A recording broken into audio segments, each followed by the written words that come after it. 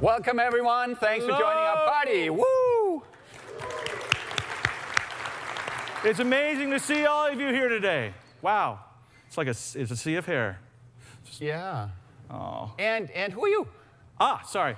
Hi, my name is Dustin Campbell. I am a software engineer on various C# things, a C# language team, C# tooling, cross-platform experiences, all sorts of stuff. And you are? I am Mads Torgersen. I am a PM on the C#, F#, and VB team. And I'm involved with the evolution of C# as a language. So those are the things we're here to talk to you about. Once again this year, we are happy to report that C# has a future. And we'll try to put some detail on that.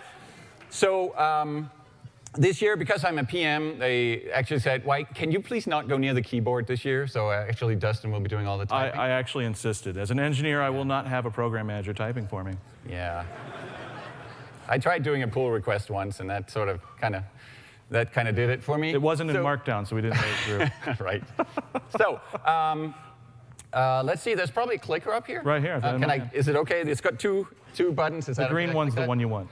I could probably do. OK. So every year, Stack Overflow, our friends there, they do a developer survey. They ask people, what do you use? What do you like? In the technology realm, that is. So I wanted to give an update on that, what it looks like this year. And once again this year, we're happy to see that C# is pretty high on their list of the top 10 of most popular technologies, as in most used. OK, so C# is pretty high up there. There are a few above us. There will probably remain a few above us. I usually argue one of them is not necessarily a programming language. But, and some of them are languages you use together with others and so on. But no excuses. Hey, it's good to be number 4. That's really good. One thing that I really like to see that's C# there is that there's also a list of most loved technologies, the technologies that people use that they would like to continue to use. Okay, so and C# is on there too. So just being on both of those lists is kind of an honor for us. There's 3 languages that are, by the way, if you contrast, it's C#, it's TypeScript, and it's Python. So that's pretty good for us. All 3 are well supported in Visual Studio, for instance. That's a good thing.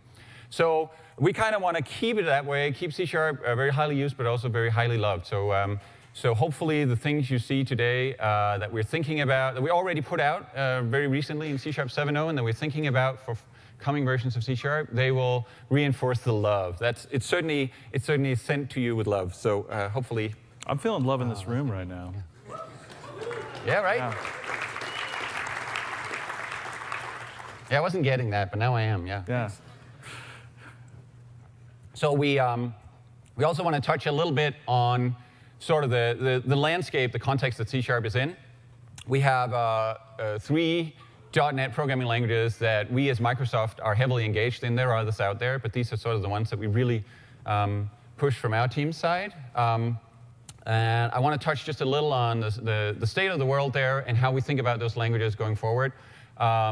C#, obviously, used by millions of people today, and in a very, very wide range of different domains. We're actually somewhat flabbergasted to see the range of domains that people use C# for. And so it's a language that needs to satisfy many different styles of programming, many different constraints that you have in your domain.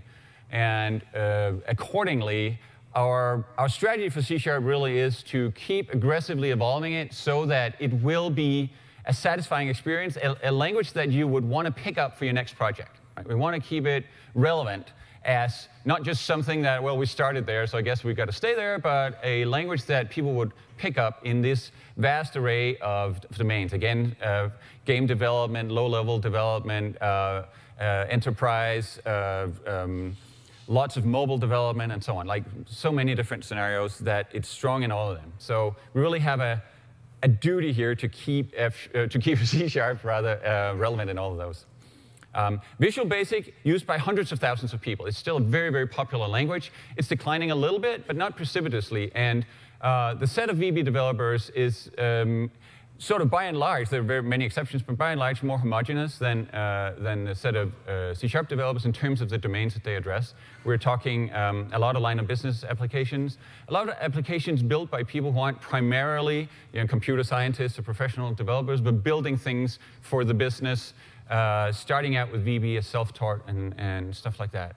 And so for VB, it's important for us not just to throw everything in the kitchen sink in there, but to focus on the features that A, are relevant for those domains, B, are necessary in order for VB to be a fully first-class language when the framework evolves, for instance, like the language features such as tuples that need to interrupt with the framework. And also a language that is approachable for a lot of people. It's many people's first language. And for many people, it's the only language they ever pick up. Like the share of people who come to .NET as their first development experience that use VB is much higher than the VB share in general. So it's important for us to keep in mind. And finally, F# is really a juggernaut and is growing very, very healthily in terms of usage. And it's actually being used, again, in a lot of different scenarios. It is a real it's a real general purpose language, but it's seeing extra strong usage in more analytical workloads, data science, that kind of thing. Have a bit of a math tint to it, and where you have architectures that are sort of very pipeline-y. And if I might add, I mean, the community around F# is extraordinarily vibrant, like per capita. It's amazing how many people just are giving back to the community there. So F# is really driven by the community to an extent that the other two languages can only dream of, and has really actually helped us think about when we went open source and doing community and so on. F# was totally like a trailblazer there. And they still are lots and lots of the very cool features you get in the F# tooling and the language itself and so on. They're actually contributed by the community. And our role with F# is to help provide the infrastructure so that the community is able to provide all these different contributions, and also remove any barriers there are to adoption, such as, well, the tooling isn't as good as for C# and VB. Well, let's go and do the work to remove that barrier and make the tooling great. It's interesting. When Kevin Ransom from the F# team, whenever he comes to stand up, he's like, "What'd you do yesterday?" "Well, I merged 8 PRs." "Yeah." "Did you write any code?" No, I just merged PRs. Yeah, he spends all day just merging pull requests from community. We're not kidding. He really is. So F# really great there, and we are expecting lots of great stuff from F# in the years to come. But we're here to talk about C#. So let's talk about the road ahead for C#. We already just released C# 7.0. As quickly as you can, please get into a position where you can use it if they won't let you at work, like do it at home or whatever.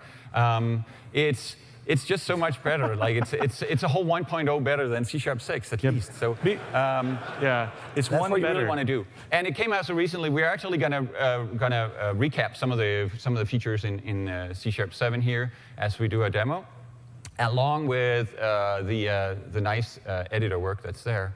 We're going into the business of point releases. So we've set C# 3.0, 4.0, 5.0, 6.0, all the way up. And we did that for a reason. That's because we anticipated that when we will get to 7, we would start having point releases. So we'll actually start releasing smaller upgrades to C#. And the first one is actually, we're starting in the preview that was released here at Build. It doesn't actually, it only has one language feature in it, I think, in the preview. But I only think of this as the second point release, because there was C# 1.2 that most people forget. Yeah, the one everybody forgets, yeah. Yeah, that's probably how we got into it.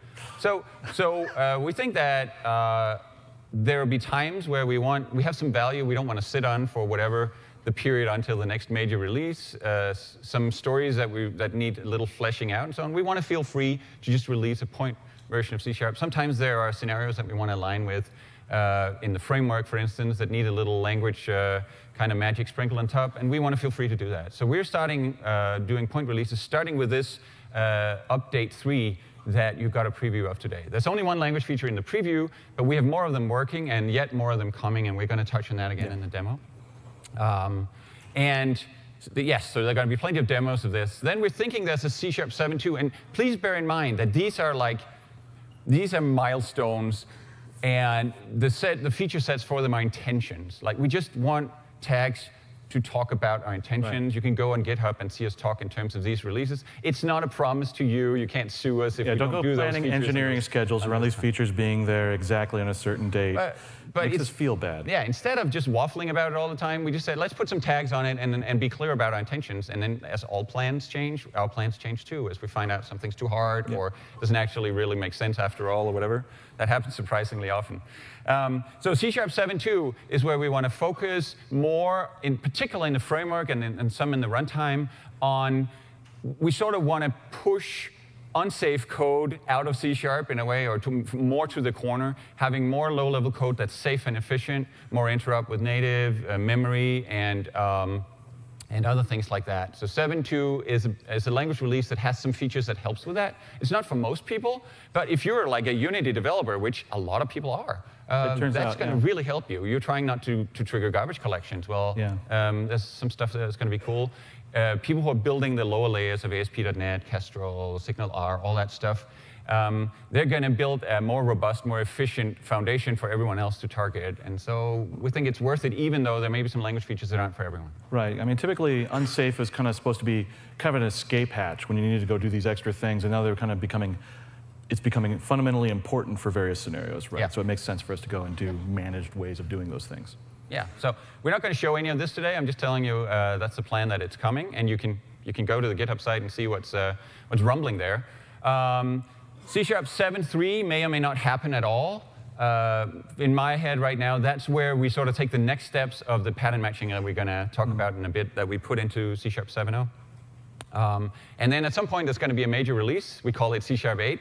It's just a little joke we have. And that's where sort of the major language features, the next major language features are going to go in. And we will show you some of those as well, because we have demos of some of that. Promise they won't crash. Yeah, they won't crash at all. So why don't we flip over to your laptop? Yeah, absolutely. Dustin, and start looking at some of this stuff. Yes. Put this away. All right. Hope everybody can see that. So I'm going to type. You go ahead. What would you like me to show? OK, so let's start out simple. Let's get ourselves an array of numbers. OK. Let's say they're the powers of 2. All right.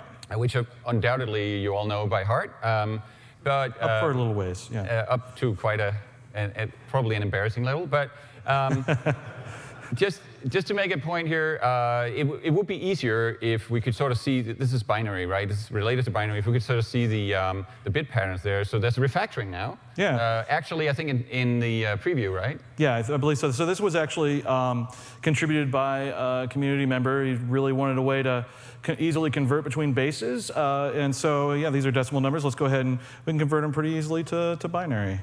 Yeah, because binary literals are now in C#. Isn't that cool? Isn't that cute? Yeah, that's super cute, which is why we added it. Yeah.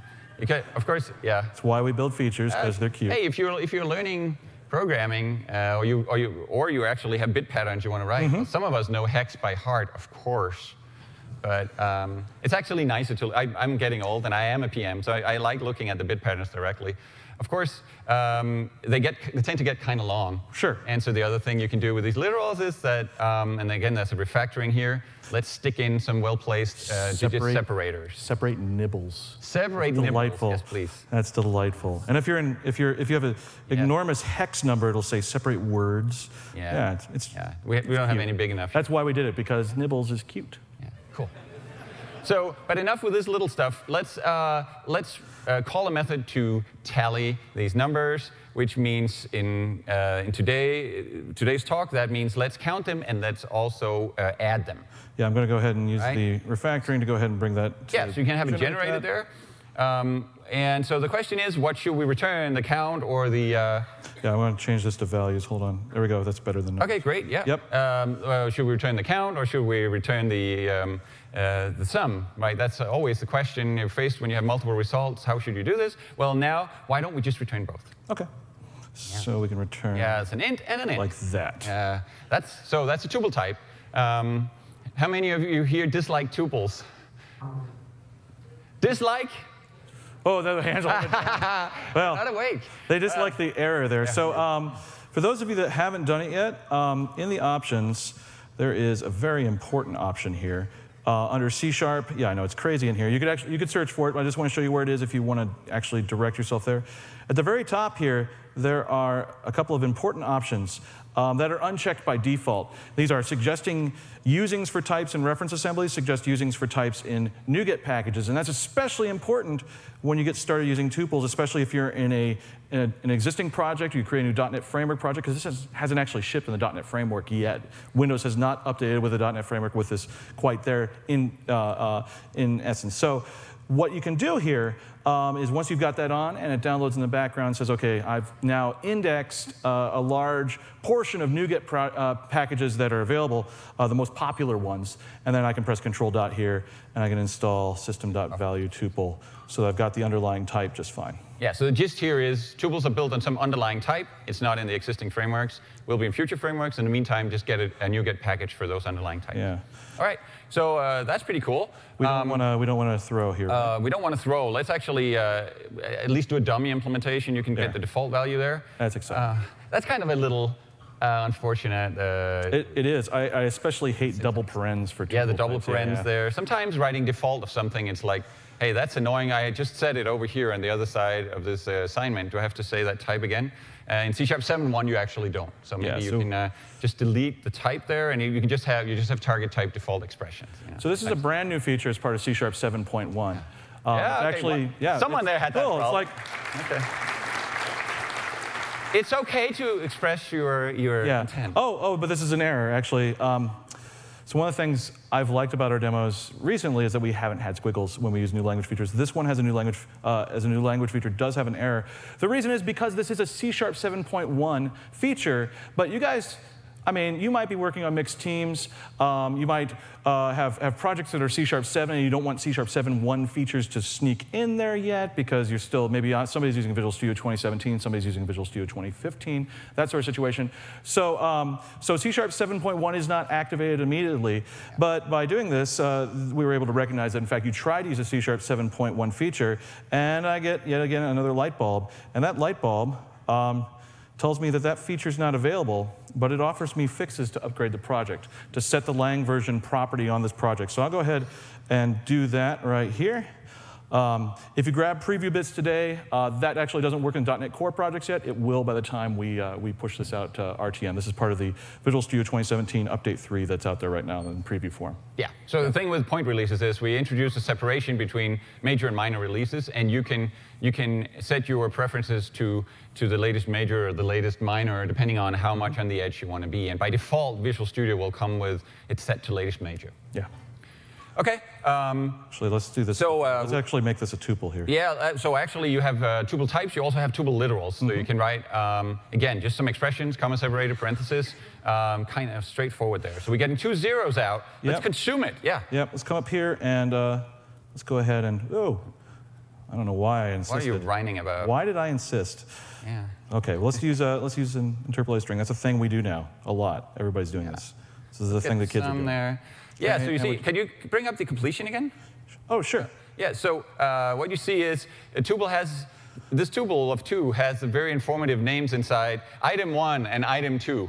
OK, so that's great. It means I can get at the first int and the second int. But who can remember? Sometimes I said sum first, sometimes I said count first. Who can remember which is the sum and which is the count? That's hard to remember. You know, I'm pretty sure that when people raise their hands about disliking tuples, they meant the old system.tuple type where you have item 1 and item 2, right? Those are kind of a drag. So, so these tuples, it would actually be nice if you could have some names to indicate what you were doing. So let's do that. Sure.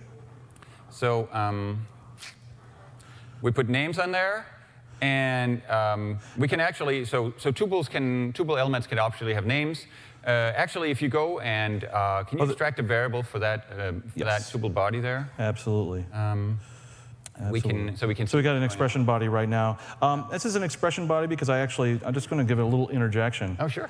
Because as part of Visual Studio 2017, we're introducing more of a notion of being able to define your own code style in the product, how you want, where you want squiggles to appear for your style, but also being able to say these are the ways I want code to generate. And I've actually come in here and said that I want to use expression bodies for methods when possible. And so when I pressed the control dot and I brought up the light bulb and generated that, it generated me an expression body. Right now I don't really want that, but I'm going to go ahead, I can fix that. There's a couple of ways. There's one that refactoring, I could just come here and press control dot and say I want to use a block. Or I could come here and I could just introduce a local, which will necessarily have to put a body around it. Yeah, that's cool. Yeah. So now we can, so one thing you notice is a tuple literal without any names converts just fine to a tuple type with a name. But we can also put names directly in the tuple literal. Yep. So we can call this, let's call them something else, S and C, for instance, C, just to make a point. And you see, we're actually, so even tuples have names, but they're not sort of strict about it. You can assign, you can convert freely between tuples with the same or compatible types inside, even if the names are different. They're just really a guardrail, and what you can use them for. Oh yeah, let's actually. Yeah, there's all sorts of ways you can use them. One of the things that actually totally irritates me is when I want to use the same name as the thing that I've been passing around. So I've got to name it and then say it again, or like R and R. But maybe okay, yes, there I want to give a good name, but when I've got the same name right there, it seems really silly. It's gross. I feel like it's offensive. Oh, okay, come on. Okay, sorry. I feel that I feel ashamed. Okay. And so... we'll deal with it, man. I will deal with it. As part of C# 7.1, not in the bits you have today, because software engineering is a real thing, and we have the same problems as everybody else. And we forgot when the snap date was, and so we were ready to check in the date afterwards. But it'll be in the next one, okay? And that is that we will infer member names for tuples from variables or from names that are passed in, so variables or fields that are passed to it. If you hover on the T so I can hover and we can see that it actually does have the name values, it does have the name R, and those are inferred. So this is part of C# 7.1. Again, we're taking a feature and making it better. Yeah. Okay. Yeah. Now I do want to consume. I want to see on the consumption side what these names are good for. So you see the t.item1 is actually still legal. Yeah. Those underlying names are still there, but there's a suggestion up there. There's smudge. That little smudge. Yeah. That's what Hunter was calling that, the smudge. The smudge. Yeah. Can you see I don't think it's marketing approved, but yeah. Can you see what the smudge is trying to tell us? Yeah. So the smudge is trying to tell us that we should use the explicitly provided tuple name there. Yeah. So because it's coming out of the method as the return type, it says, hey, I should be able to use some right here. Yeah. And actually, if you pull the completion up again, you can see that we hide the bad names, even though you can use them, and we just show the good ones. They've been naughty names. So tuples have a very they have this ability to communicate the purpose of the returned values the same way that you communicate the purpose of parameters when you pass them in. Like, there's kind of a symmetry there. You'll notice in all the syntax we chose for tuples, they're kind of similar to parameters, just going the other way. Yeah, we had this whole long debate, and we went back and forth, and people went back and forth about, like, should they be uppercase and Pascal case like properties or fields because that's what they are, or should they be lowercase because they come back? I've totally settled on lowercase myself. Yeah. Okay, so that's really good. What do we want to do next? We should implement tally. What's that? I think we should implement tally. Oh yeah, we haven't actually. It doesn't actually do anything. No, it doesn't do anything. Oh, that's a good idea. Okay, cool. It might be fine for a PM demo, but it's just, Yeah, I thought we were. Yeah, I tipped my hand there. So can you for each of those values then, I guess? Let's go ahead and fill this out. Let's do some real work then. All right. Much as I loops. This is what we do all day. Yeah, loops. Okay, so we can actually go and we have that R, that return tuple. We can use it as an accumulator, right? We can update it every time around, creating a new tuple literal with the sum of the existing value from it and the count and the B that are coming in, and the count gets updated by 1. You can't plus there. You have to +1. Do I? Yeah, I do. I prefer that you do. Okay. But I think you kind of gave something away there a little bit. That's kind of fun. Okay, so first of all, let's observe here. So people might be concerned, oh, he's creating a new tuple. Is he allocating? Is this bad for performance? And it's not, because that underlying type that we talked about, that tuples are implemented with, it's actually a struct. So unlike system.tuple that you may have used to solve your multiple results problem in the past, these are value types. They are not allocated. They're just like chunks that get copied on assignment. All right, just chunks of memory. If you, Right. So no allocation was harmed during this But actually, the heap was not harmed. So what's funny is that actually not only are they structs, but they are actually mutable structs. That's true. And I may have accidentally shown that. Yeah, and that's the thing. So actually, you can mutate the elements. So maybe you could do this instead by incrementing the S and the C with proper values. Absolutely. Why are you doing it in an assignment? I don't know. Why is it an assignment? That's because that's what's on the demo sheet you gave me. Yeah. No, it was not. Yeah, so I could write it like this. I could totally write all of this. I'm going to put it up on the web. I could totally write this, right? You have C++ in your code there. You need a semicolon. You're F sharper. Oh, it's okay. And I'm putting. Yeah, you could totally do this with mutation because tuples are mutable. Okay, so mutable structs. It's actually even worse. People will go like, oh, mutable structs isn't that bad? Didn't you tell us for like 10, 15 years that mutable structs are bad? Well, they're bad because of things that can happen when you have function members that mutate. You have mutating function members on there, like methods or properties, and you call them on read-only structs, and they end up happening on a copy, and people don't realize they have a bug and they don't mutate.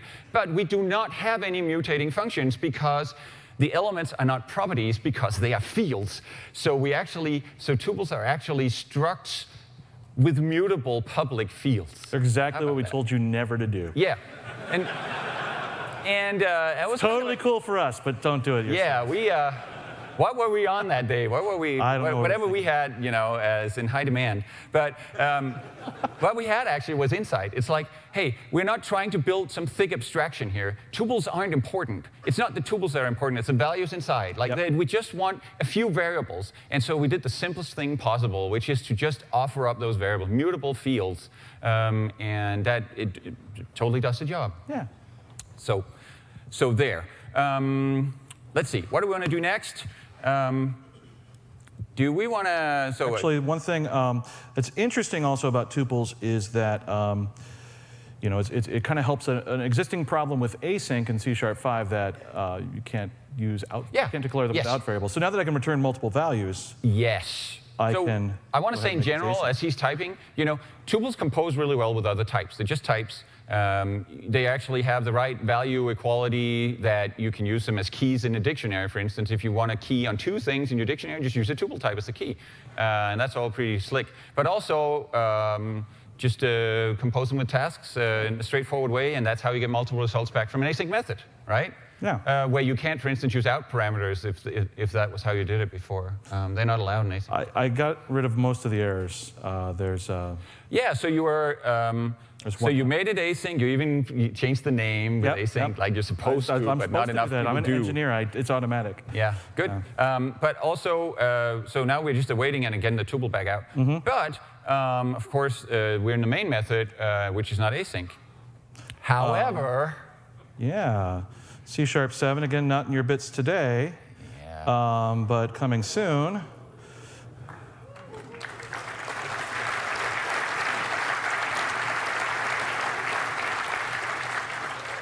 Again, remember that our intention with C#.1 is really just to kind of, add a couple of extra features that really enhance existing ones. And so this is one that enhances async. It's been missing for a couple of releases. So. Yeah, to be honest, 7.1 was like, hey, we got to learn how to do this point release stuff. Let's take some really easy ones on the top of the list and put them in. Ask for don't have any connection to each other. But async main is great. Like, it's funny because I don't know that many people actually write console apps that are async and ship them. There's probably some, but it's not really. It's just I'm sitting down to learn async. Well, let me start out by, how do I actually start out? How do I get something async to start with as I'm doing my first console app where I'm trying to investigate it? So now, just main methods can return task and task of int as well as void and int. And when they do, you're allowed to make them async. And there you go. You can await from the beginning. The runner knows how to not kill the program until you've awaited the task that gets returned from the main method. Feels like you want to type. I'm watching it. Yeah, I'm doing it. I don't know what to do with my hands. Yeah, maybe it's a bit of a developer in me after all. Okay. let's back out of the async stuff again. I think, did we cover everything in async? There's a couple more things. There's a couple more nuggets. I mean, there's C#7, we added the value task, for example. Oh, that's right. Yeah, yeah. So you don't have to return tasks anymore. You can build your own. And the async state machine thingy in the compiler will pick it up. It's probably like, it's kind of hard to do, right? But we built a few for you that, for instance, value task there. So that you can do this so that you can write asynchronous code without having to allocate. Yes, value task is really like a wrapping value type for the reference type that tasks are. So if you have the kind of async that where the result is often already available when you await it, then the value task will know never to allocate a task. So it's good for memory-intensive, asynchronous stuff over buffers and stuff like that. And so one of the big things we did there is really in C#7 generalizing the notion of something that's task-like, yes. right? So that you can go write your own task library if you're, I guess, John Skeet. I don't know who else would. Yeah, John Skeet would and Stephen Tobe. Stephen Tobe would. Who actually wrote this. Yeah, he did. Yeah, he wrote TPL. So. Oh, well. But it's good for the rest of the world that they are there. So now something I'd like to show here is often in asynchrony, you want to do this, you want to pass this cancellation token around, when I do that, I'm typing in cancellation token. Let's see, cancellation token. At this point, I've given up because it's not actually in the system threading tasks namespace. There's a different namespace. But by now, I've typed enough that our kind of our fuzzy matching for add using that came in this release has already figured out that, oh yeah, you probably want the system threading namespace and we'll correct the identifier for you. But then also in the preview bits for update 3, if I press space here, it suggests for me a parameter name, which is exactly what I want too, because I hate typing that as well. Yeah, it just looks at the type and comes up with some good names there. Yeah, you always want these to be optional, because it's optional. Sometimes you might want cancellation, not always the case, but sometimes. But of course, this is where the new default expressions really shine. Now you do that thing again. That's much nicer. Great, okay. Cool. All right, now we can back up. Now we're done with I don't have any other stuff to show. Let's take the async stuff away again. All right, undo. Because otherwise things won't work. The fascinating process of making sure Visual Studio's undo stack continues working. Yeah. Excellent. And then as you're demoing, not going too far. Okay. Yeah, and then not going too far. Well, I was watching carefully. Yeah. So let's come back to those tuples and in particular the consumption experience again up there in the main method. Okay, in tally, you mean? Right here? No. This is where we consume, right? Yeah, actually there. Yeah, so I said you don't actually really care about the tuples. They're just sort of a carrier for the multiple results that you're getting. So it would be nice if you never had to sort of talk about the tuple or talk to it by dotting into it or whatever. Just make it fade into the background. And you can do that with deconstruction, which is another new feature in C#. So there I can say int s, int c, for instance, declaring 2 new local variables and doing it in sort of a tuple syntax on the, the left-hand side of the assignment there. Saying I want to take that result that comes back, whatever it is, immediately deconstruct it and put the elements of it into these 2 new variables, so that down in sum now I can use S for the one there. It seems kind of silly that I named C. It's silly that C has a name, yeah, because you're not using it. No, I'm not using it. Yeah, you could just discard that. Okay. Discard that. So yeah, you can use the underscore now to. If you're doing a deconstruction, you don't care about the thing, just discard it with That's just in C#7, guys. That's on the box already. Yeah, you can do this. Go nuts. Go do this today. Yeah. And actually, we know what's getting assigned to us. We can totally infer the type of that S that's left there. We can put var in there. Put var in here. And when you're there where you have like all vars or discards, like 7 of them. No, you're never going to return a 7 tuple, but you can just factor the var out. You mean var it all. Right? So you can do that. Var everything. All right? And so just put names and discards in there. So that's kind of neat. That's a very concise expression of what exactly you want to keep from what comes back from the tally method. Yeah. Okay. Yeah, kind of cool. Deconstruction works not only on tuples, but it actually can work on your own types. There's a pattern you have to follow. It's a deconstruct method that you have to add as an instance method or an extension method or whatever you want. Extension method, so I can put it in his types. Then your types can be deconstructed like this as well. Okay, so it's an open feature. It's not just for tuples. Very similar pattern base that we've done before, like with get-awaiter methods, with the link methods, all of that. Yeah. Yeah, and as we saw with the value task before, like instead of types being hard-coded into the language, there's a pattern that people can follow and hook into the new language features. Yeah. But we're not going to tell you exactly what it is here. Instead, let's go and go crazy with some pattern matching, right? Yeah. Actually. Oh, yeah, local functions. Yeah. There's one thing we want to do first, right? Which is, local functions. It came early, so it's easier to forget, right? Yeah. So so we want to actually, before we go extend the behavior here, we want to factor out an important piece of the logic inside of this method so that we can reuse it in multiple places. So we write a little method that abstracts over the adding more to the sum and the count that we have in scope here. And we're doing that with a local function. So we're just writing a method declaration in the middle of the method and then calling it. I can move it anywhere. Right?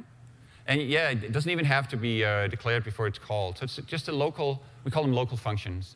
And they, as you can see, it has, just like a Lambda, it has the local, enclosing local variables in scope. So this one, for instance, is mutating the R that's outside of it.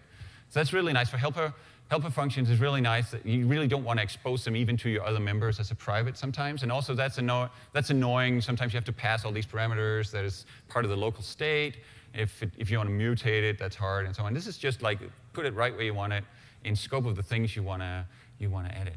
So we got a local function there, capturing the essence of adding. So I've got an idea. You want to talk about pattern matching. So we're going to turn this into. Man. I'm so stoked about it. Let's make this something that's got all sorts of stuff. So make it like an object array.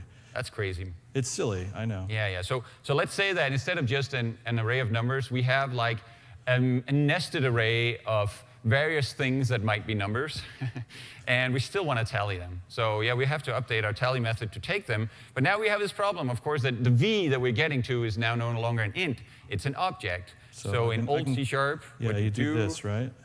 Yeah, you'd maybe like first check if it's an int. Go ahead in there. Yeah, check if it's an int. Cast it to int. Cast it to int. Bring it in here then like this. Yeah. Add it. Yeah.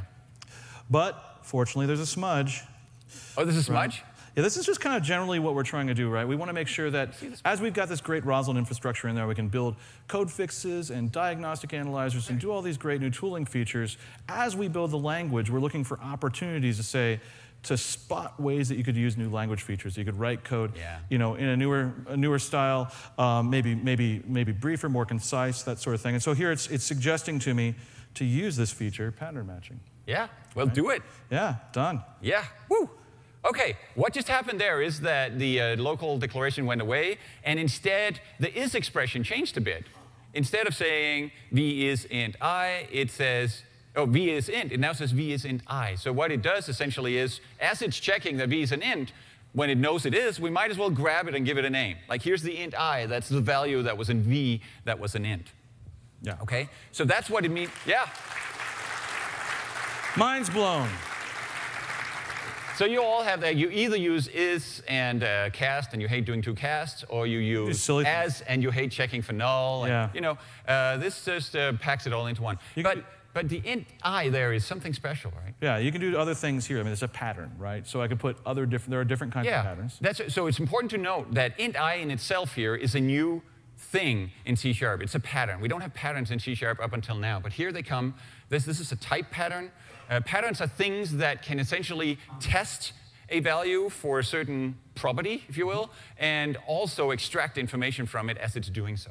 Yeah. And they're known from functional languages, like F# has lots of patterns. We have a few. There's a type pattern there. There's constant patterns. You can write null or an int literal or string literal, things, constant expressions. You can check if the thing is equal to that, essentially. Yeah. So constant patterns as well. So we're probably, we got like all these objects. We've got all sorts of values up there. We're going to have to do like a big bunch of else ifs. Yeah, so first I wanted to change it back, by the way. Oh, sure, yeah. To int I there. Offended you. Yeah, we could do this with else ifs and a lot of is expressions, but since we're checking v all the time, it's like everything's about v here. Why don't we just switch on v? Okay. Switching on an object, which was not something I could do. Yeah, you couldn't switch on anything that wasn't like a primitive or a string before, but now you can switch on whatever you want. And your cases can have patterns in them, right? What you didn't know, what we actually didn't know, was those cases that you had all through C# 1 to 6 were actually pattern-based switches on constant patterns. We just didn't know it at the time. But we tried it, and it was just, yeah, but now that's what they are. Like, Yeah. constant patterns are just a special case here of course, cases are on patterns. So you can say case int I. If the thing is an int, give it the name I, and in the body of that case, you can use I. Just like we saw before with the if. There's a bunch of others up there. We should, yeah. There's like an object array at the end. So we want to deal with the object array. Let's implement we can do that in terms of itself, right? So we can call recursively here, we can call tally with the object array. Yes. You call the method again on that object array. You get something out, you add it to what we have here. All right, recursively going in. It seems the engineer in me says that's inefficient, that I should be checking the length. I shouldn't be calling off to members if it turns out that there's nothing in there. Yeah, right? good So I idea. want to check when length is greater than 0. That's cool. Yeah, of course, cases have conditions, right? They have Boolean conditions and the stuff you got. You might not want to go here now. Of course, now we still have those empty object arrays. That the empty ones we just need to check, but I don't know. But we can use a discard. Yeah, I don't care because about we don't those. actually care about it. We just want to say skip that one. All right. Cool. There's also the case that somebody might pass in null, right? We want that. Oh, yeah. We want to skip those as well, don't we? We can use a default. Like we do need a nothing default. We handle. Let's throw an exception. If the thing that comes in can't possibly be interpreted as a number, let's throw an exception. So one thing you notice here is that it didn't used to be the case that switch statements were order dependent, but they are now actually. Actually, they always were. It never mattered. So there's no breaking change here. We could always put this anywhere. Yeah, the default always is executed last. Well, sort of anywhere. But you should put it last. I want to put it right clarity. here. Is that cool? But it's like, oh come on. So it's like with with catching exceptions, right? You execute them in order. The first one that fits, you grab. And so there's sort of just when you see, oh, this is an object array. Let's try this one. Then you try the condition. It didn't work. You go on to the next one, and it gets caught there. So now order matters in switch statements now. It's worth noting. There's one other type here we aren't checking for. That's the string. I'm passing in 42. Yeah. Because that's like important number. How are we going to deal with that one? Well, we're going to have to, again, it's going to be a pattern thing, right? So we can say case string s. We're going to have we to can try parse it. Sure. Okay. Yeah, in a when clause. Try parse s. This takes an out parameter. So I have to do something like this, right? Yeah. What kind of stinks about that is, and so I could do it down here. Yeah, say we're going to add I, and well, I haven't declared I, so IntelliSense is fighting me. Ugh, it's misery. Oh, because hold on, and I'll finish this.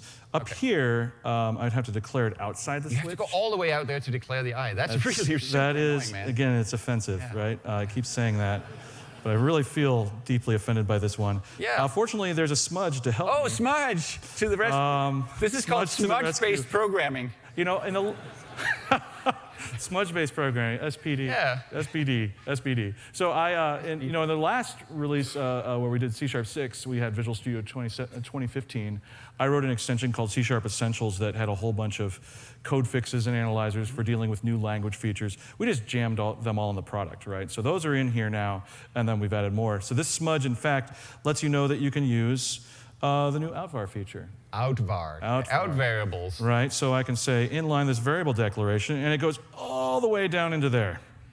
And it puts a variable declaration right in the out argument there. And so the you're great declaring thing, a new variable? Yeah.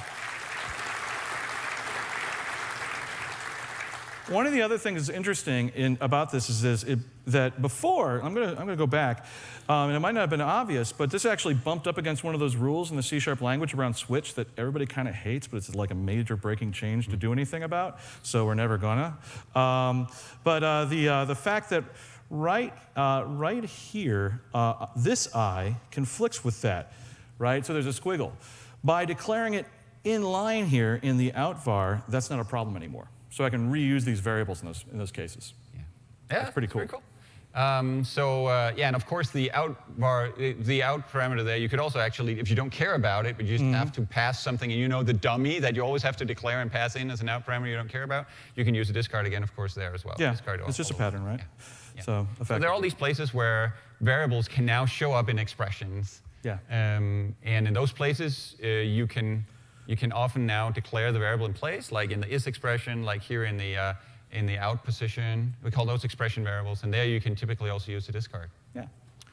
Okay. All right. Well, I think we're done with the C# 7, 7.1-y kind of stuff right now. Yeah. You had a few IDE things you wanted. I want to show a couple more IDE things. I've been trying to sporadically, assert myself over Mads, who tends to dominate these talks. You got 5 minutes, man. And it's okay. 5 minutes. All right, fine. I want to be back quickly. in charge. So a couple of things I'd like to point out. We're doing a lot of investment in the IDE, trying to make the C# experience as good as we can make it. Also, just because, look, we all know a lot of us are installing products to kind of augment the C# experience, right? And there's a lot of that we feel kind of embarrassed about. Like there are features there that really should be in the box, and it kind of feels weird that you have to go get in our product. So we're making a lot of those in the box. And so there's a couple of features I want to demonstrate as we get going here. One of them is the lines that are connecting the braces. That's not an add-in. That's not the Productivity Power Tools. It's something that was in the Productivity Power Tools, but we brought it into the product, and it connects those braces so you can line that up visually. Right, that's new in Visual Studio 2017. Something everybody forgets to mention is that you can hover over these things, and it shows you kind of the structure of what those braces kind of, as you would pop out to the blocks outside of that, the structure of what you're looking at. So if you're way off screen, you can look and say, oh yeah, that's that switch, that's F4 each, all the way up. That's pretty cool. Something else we've also done in this release is try and put kind of a new skin on existing features. So like find all references. Back in, I think, 2015, we shipped it, and it had like a big flat list. And then we, at the last second, did a thing so we could at least group things and kind of nest them. But this big flat list of all references was really hard to visually kind of separate and see what you're looking at. So we went grouping, and then this release we went a little nuts, and we made it so that you could that it would actually be colorized and show. It was just a much better presentation. So if you're on a large solution with references all over the project, you can see where things come from. You'll notice that at the top there's a group by that you can actually change, how you want these to be visualized, how you want them to be grouped. In the update, because we're a little silly, but it's actually an interesting feature, we added it so that you can do final references on literals, right? So on literal values. So right here, I'm on the number 1. If I want to see where the number 1 is used throughout, I can put final references on there. Notice that it finds the binary 1 too, which is kind of cool. Yeah. But yeah, it's just a nice little feature. It's in this new update 3 that's coming. You wanted to clap for that, for finding the number 1. So. Well, it's good. I mean, it's a thing, right? So now we can grep with Shift F12 effectively.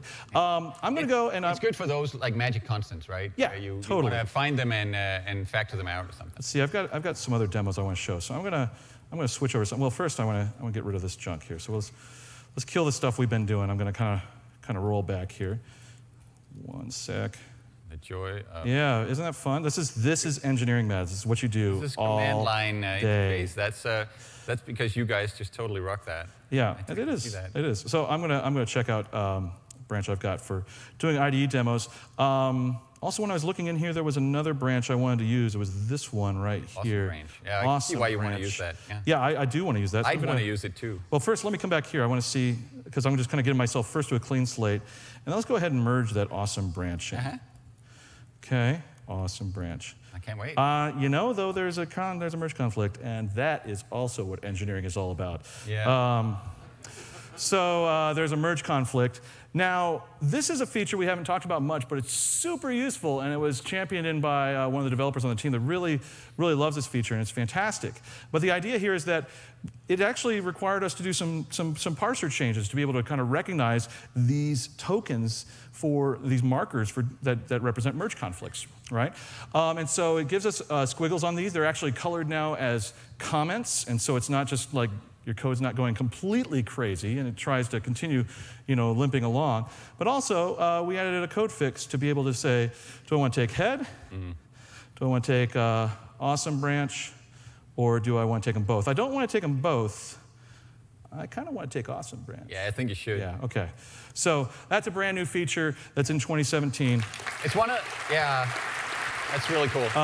It's one of those examples of being, right there in the code, doing more things right in the code instead of having to go. Totally. Now, I'm going to go ahead. I want to show a feature, but I have to type a bunch. So I'm typing a super long string right now. Yeah. That's going to go all the way to the right. Yeah, we should. Matt seems uncomfortable. I wish you'd use a bigger font right now, because this is kind of taking a lot of time, Dustin. It's amazing. I've typed as well. Uncomfortable is a mild term for what I am right now. As I am. Hey, we're on stage. Like, I don't know, like 40 people watching us. Yeah, I guess I'm under pressure. Yeah, okay. Okay, so, so that was sufficiently long. Again, just a small little feature, and it's as we have this Roslyn infrastructure, and it's easier for us to either take contributions. If you feel passionate about a feature, go over to the github.com/.net Roslyn and submit a pull request. Or somebody just feels passionate, they just want to go hammer something in overnight. And this is the one. So I just come in here and I press enter, because I don't want to see this like that. I want to just pressing enter, guys. Concatenation. And like, I could be a developer now. Just press enter, right? Give me one more, and then we'll move on to C# 8. So, I'm going to declare a type here. I am actually, because I'm a big geek, and I'm not as comfortable with normal money. I spend it immediately. But this is something I'm super comfortable with, right? And so I'm going to declare a value to be able to do this. RPG? Is that a developer thing? No, that's a nerd thing. Talk to me afterwards. I'll get you to turn your nerd card back in. In this form of money, we have platinum. And so I'm going to go ahead. Now, I declared a constructor for this. I'm adding a parameter. And some of those nice little features that you tend to use other tools to do or help to do or write snippets for, again, we're putting them in the box. So pressing Control Dot here will now allow me to create and initialize a property for that immediately. And so I can go very quick, right, filling this guy out.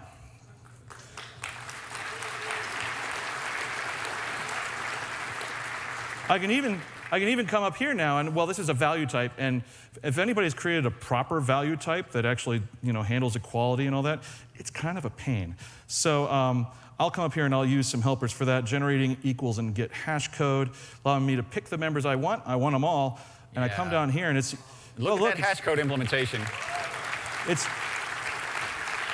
What the heck is this number? It looks totally crazy. It looks random. Yeah. I'm going to introduce a constant for all occurrences, because that is silly. That is magic. But it's also... There was one. If I convert it to binary, it doesn't look like it's actually all that random. Oh, wow, look at that. That's kind of amusing. It wasn't that random after all. Can you put some separators in there? Oh, yeah, sure. Separate the nibbles. Yeah, look at that. It's 10, 10, 10, 10, 10, 10. It's not that random. I don't know what this number is. Whoever wrote this used hex, I'm sure. I feel that we might need hex A right there. I'm not sure this passed code review. Okay, so that's enough IDE stuff. Yep. Okay. Let's talk about what they're actually here for. They've been waiting like 55 minutes. Yeah, now we have 7.5 minutes left to talk about next major release of C#, affectionately known as C# 8. Yeah. We have a few prototypes of features we are hoping to put into C# 8, and we want to show them to you. Yeah. What do you want to do first? Hold on, I gotta get out of here. It's dev work. I'm sorry. Oh, okay. Just go ahead and dev while we're doing a talk. So I think we want to talk about default interface implementations. Is that one that you're pulling up? In a sec. Yeah, that's one, because I just want to lead in to the right feature that you're going to show. Actually. So the thing here is, interfaces sometimes, sometimes it's just a thing that the way that everybody implements an interface method. Also, more importantly, evolving interfaces is really hard, right? You can't if you add a new member to an interface, you're breaking everyone who's already implementing it. And so essentially, you're stuck with your interfaces forever and not being able to add new stuff. Right. So we've got something like this. Now, this is pretty simple, right? I've got an interface that has a method M1. I implement that on a class. And if I run this, you can see down here that I create a new instance of C1, and then I call M1 through the interface, right? I've cast it.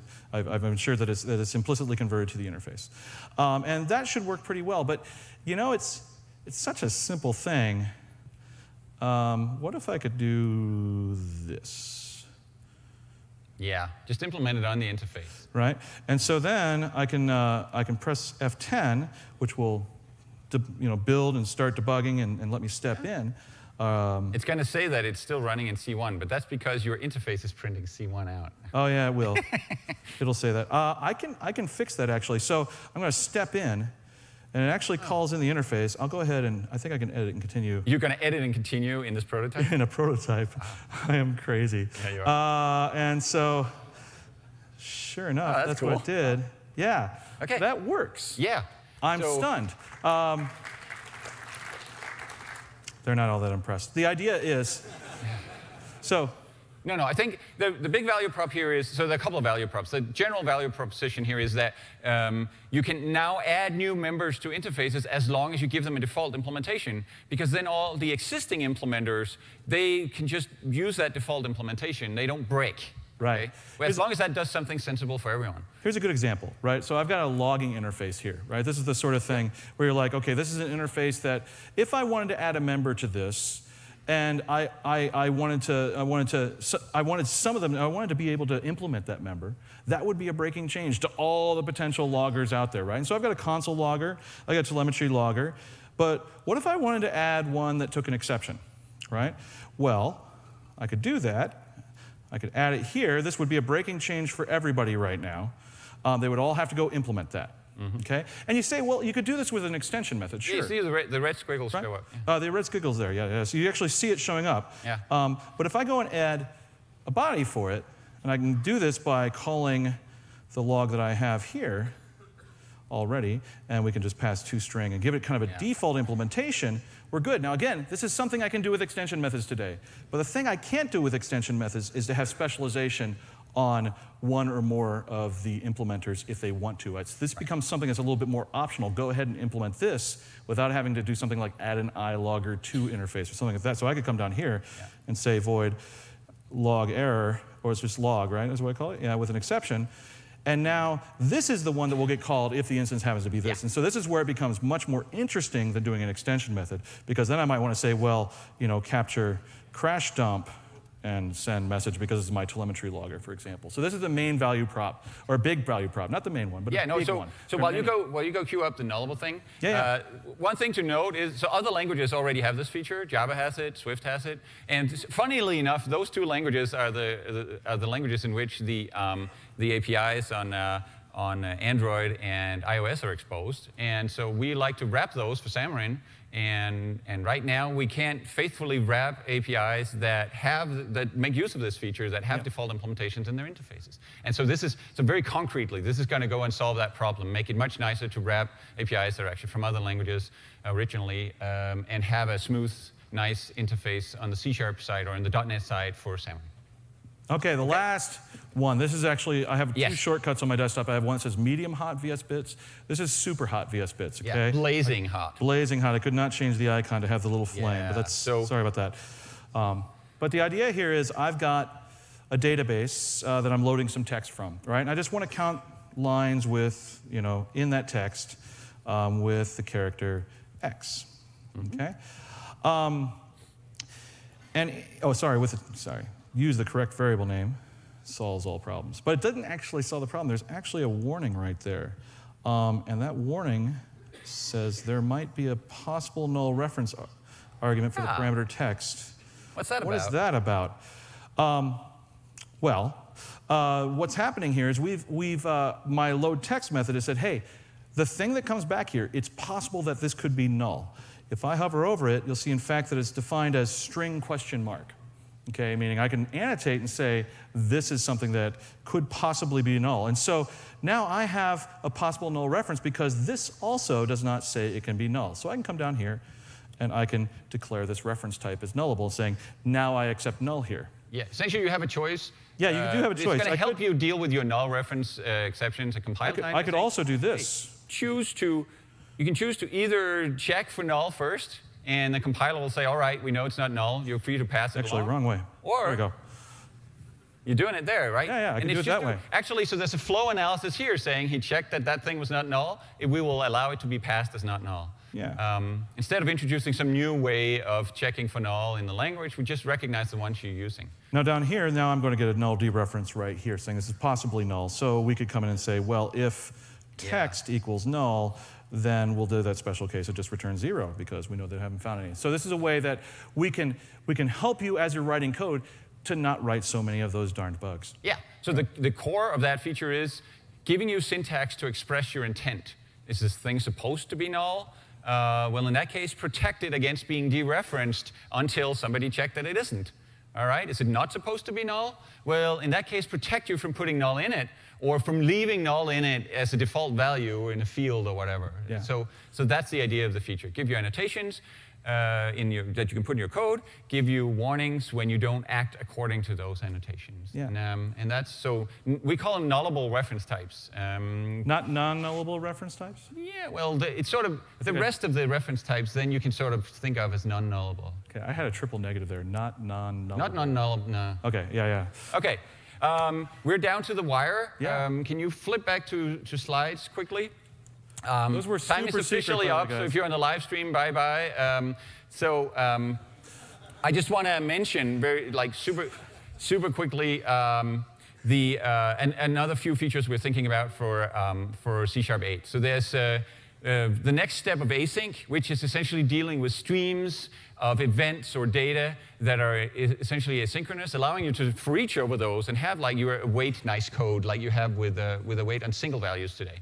Also, sometimes your disposal needs to be async. Well, maybe we have an async disposable that using recognizes and will await the dispose to finish.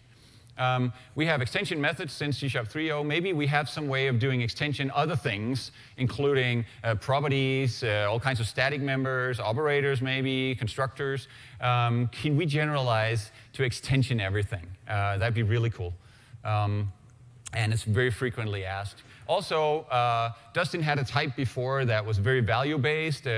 All the defaults of C#, in essence, are wrong for when you want to have immutable value-like types. Well, what if there was a syntax where you could just have that be the default, like records in other languages, and that would just generate all that equals and get hash code and deconstructors and constructors and whatnot from that very simple thing you wrote up there. So those are some things that we are thinking about as we're going forward. Here's some resources. You can take a quick picture and go, for instance, engage with a language design process on GitHub if you want to, and throw in your 2 cents. Yeah, and just one word, I also want to mention that what we put up there is C# 8. That article you're about to go write that says all that's in C# 8. Yeah, maybe. Might be wrong. It might be totally wrong, yeah, so just beware. This is intention. Yeah, the intention is these are the things we're talking about and working on right now that would go into a bigger release. And now our intention is to wrap up here. Yes. And if you want to talk more, we're going to head down to the booth, the C# Visual and Visual Basic and F# booth that's hidden somewhere in the corner in the expo. If you don't catch us there, we're on Twitter, so is Roslyn. And so thank you very much for coming. Thanks for sitting nicely, and see you next time. Thank you.